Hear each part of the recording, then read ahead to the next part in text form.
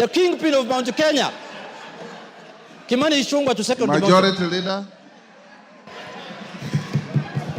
Thank you, Honorable Speaker. Honorable Speaker, I beg to second this motion. Honorable Speaker, as I second this motion, it's important. Order. It's important, Honorable Speaker, as I second this motion, for us to be clear on what the motion is asking us to do.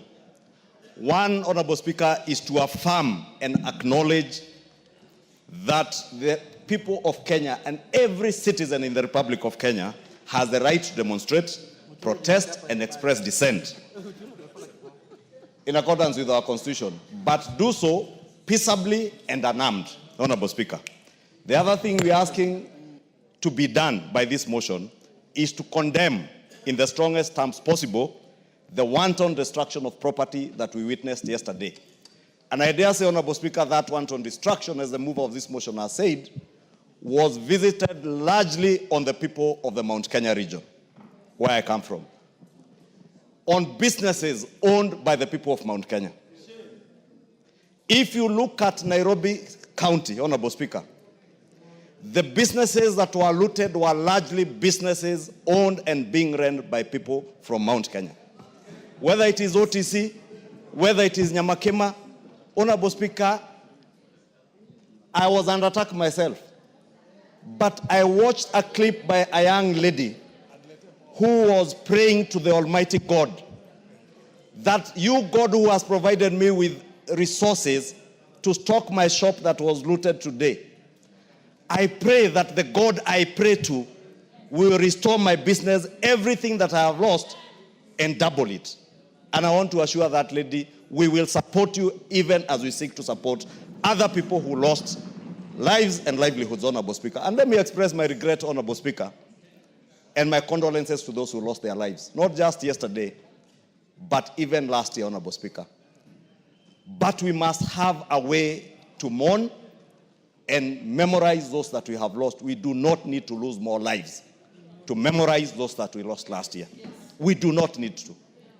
Honorable Speaker, the other thing this motion is asking us to do as a House is to call upon the Inspector General of Police and the DCI, the Director of Criminal Investigations, to immediately and expeditiously investigate the acts of lawlessness and bring to justice those found culpable, including, Honorable Speaker, current and former politicians who are involved in the planning, mobilization, financing, and incitement of mobs and goons and criminals, Honorable Speaker. That for me is cardinal, Honorable Speaker. June 2024, 25th of June 2024, with the unfortunate incidents that happened, Honorable Speaker, we let it pass. If you can protect me from the member for Narok County and the member for Elgeyo Marakwet. Honorable Speaker was saying June 2024, we let it pass. And two sitting members of this House who are being investigated by the Director of Criminal Investigations rushed to court, obtained orders to stop their arrest, following information that the DCI had that they were involved in the mobilization of goons that looted from the people of Mount Kenya in Nairobi, including the burning down and deaths of Kenyans at the Sunbeam building somewhere along Kimathi Street, Honorable Speaker. They continue to be protected by the judiciary, Honorable Speaker, through that court order. Court orders using anticipatory bail cannot be into perpetuity, Honorable Speaker, because we are breeding impunity through these conservatory and preemptive orders, Honorable Speaker. The same characters, Honorable Speaker, are involved in the mobilization, financing, and looting that you saw yesterday, Honorable Speaker. Their chief financier and key mobilizer, Honorable Speaker, yesterday, we lost a court in Kikuyu. The Kikuyu law courts were all raised down and everything looted, including the destruction of court records,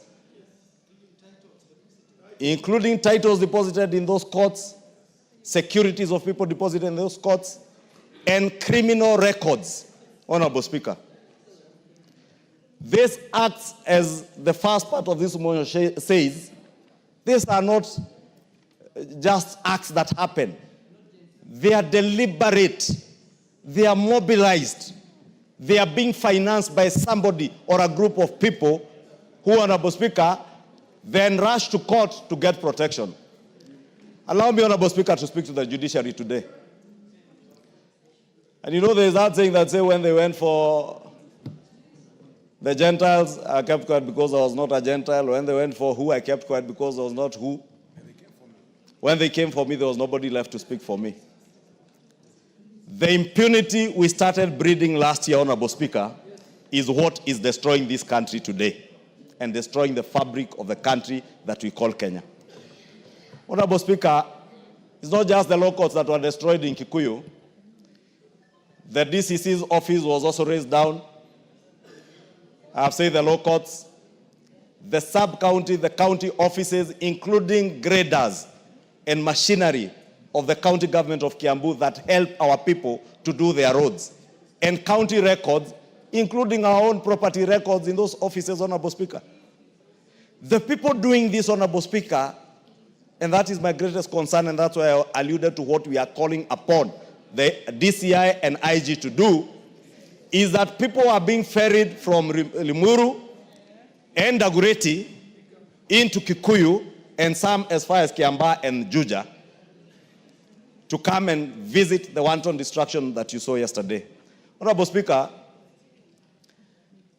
I am growing old, but I am not older than my father. My father is 105 years old, with a wife who is 85 years old, my mother, Mary Mombi. And they have worked hard to bring us up and to raise businesses that have supported our family. Yesterday, Honorable Speaker, there was an attempt to kill my 105-year-old father and 85-year-old mother. All in the name of myself being the leader of majority in this house and having done my work to the best of my ability as God may help me. And I saw by the Bible, Honorable Speaker, standing before you, that I will execute my duties without fear, without favor, and to the best of my ability. And I will continue to do that, Honorable Speaker. Let nobody be in doubt. The Honorable Junaid Mohammed has mentioned names. I did say here last year during the impeachment process of the former deputy president that this is a dark man with a very dark heart. Very black heart. I dare say today, Honorable Speaker, in this house, Honorable Gachagua is the one who directed Goons he mobilized to go and murder my parents, destroy my property in Kikuyu, destroy the property of the people of Kikuyu in the name of revenge. Honorable Speaker, we cannot build a country that way. That is why, Honorable Speaker, we are asking the Inspector General of Police. It cannot rest at this. Nobody, not Kimani Ichungwah, not Rigathi Gachagua, not the sitting members of parliament in this house, Honorable Speaker, who are doing this work, and some 2 senators, Honorable Speaker.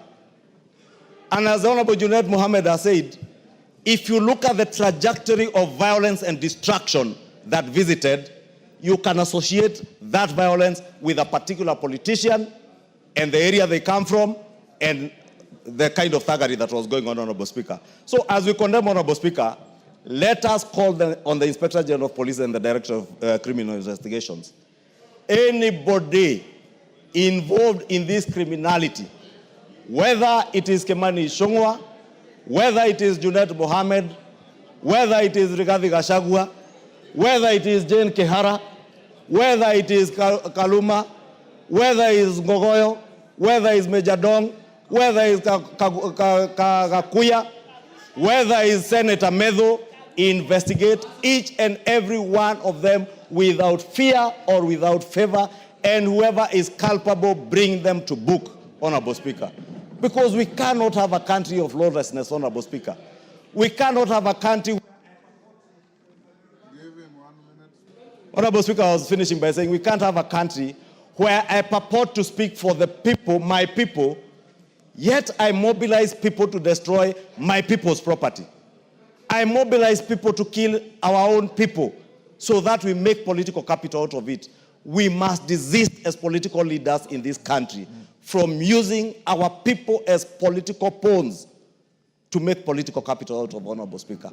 And I condemn the lawlessness, the violence, and congratulate the people of Mombasa, Honorable Speaker. The people of Mombasa yesterday demonstrated what peaceably demonstrating is. What happened in Nairobi and in other areas in central Kenya were riots, disorder, and anarchy, Honorable Speaker.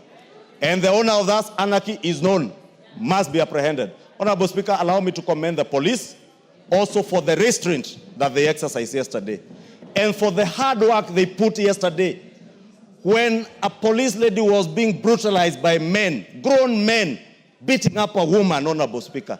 It's the most despicable thing you can find. That a man is stepping on a police officer on her head. Honorable Speaker, there were criminals who attempted to get into State House girls. It is not William Ruto's children who go to State House girls. It is not Ichungwah's daughters who are in State House girls. It is our children. Why would anybody mobilize criminals to attack young schoolgirls in a school? I commend the police for protecting State House girls, protecting other lives and property that they protected yesterday, Honorable Speaker, and call on them to take action on the financiers, the mobilizers, and those particular criminals, and those who want to drive our country to anarchy. And we tell them, resounding as a house, we shall not allow our country to be driven to anarchy by bloodthirsty people, bloodthirsty politicians who have no agenda, who have no vision for Kenya, who can only harp on Gen Z. A Gen Z, a generation, they are neither a Gen Z, nor do they have children in their houses who are Gen Zs, Honorable Speaker. I have 2 Gen Zs in my house. I know what these children want. Those who are just harping on Gen Zs and riding on their wave, Honorable Speaker, are only trying to take advantage of a desperate generation of young Kenyans. Let us desist from doing that, Honorable Speaker, and I beg to second. Order, honorable members. Those on their feet, take your seats. Honorable members, I now propose the question, which is that appreciating that Article 37 of the Constitution guarantees the right to assemble, demonstrate,